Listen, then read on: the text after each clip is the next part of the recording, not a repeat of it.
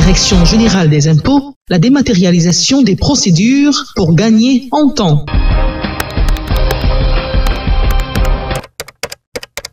La dématérialisation du timbre fiscal est le processus qui consiste à faire disparaître le timbre papier.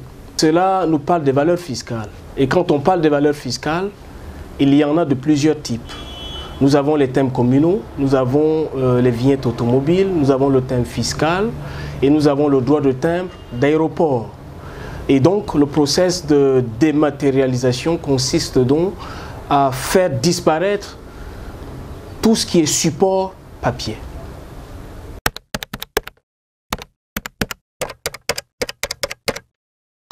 Il faut dire que le timbre fiscal constitue une source de recettes importante pour l'État.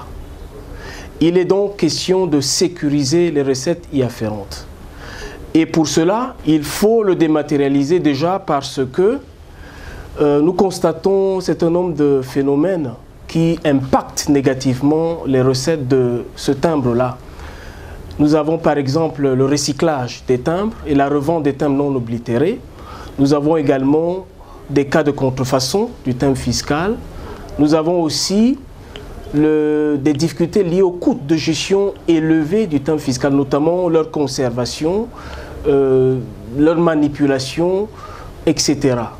Enfin, nous avons également eu à faire face à certains débitants de fait qui revendent les timbres fiscaux moyennant une marge, alors que cela est bien entendu interdit par la loi.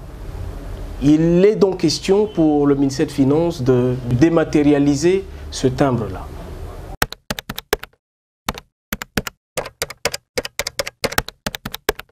L'administration fiscale est engagée dans cette réforme-là depuis quelques années déjà. Il est question de consolider cette réforme-là en la poursuivant jusqu'au bout.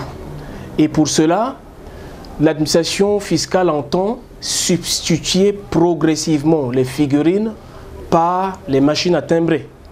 Et il vous souvient également que depuis le 1er janvier 2015, le droit de timbre d'aéroport a été intégré dans le billet d'avion. Ça, c'est également une forme de dématérialisation.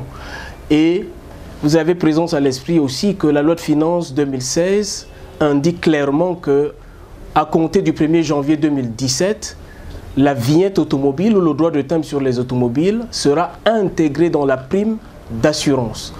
Nous avons également d'autres réflexions qui sont en cours, qui portent sur l'e-timbre ou le timbre fiscal électronique. L'avantage pour le contribuable en dématérialisant le timbre fiscal, c'est tout simplement la simplification des procédures administratives et bien entendu la facilitation de l'accès aux services publics. Direction générale des impôts. Célérité, efficience, efficacité.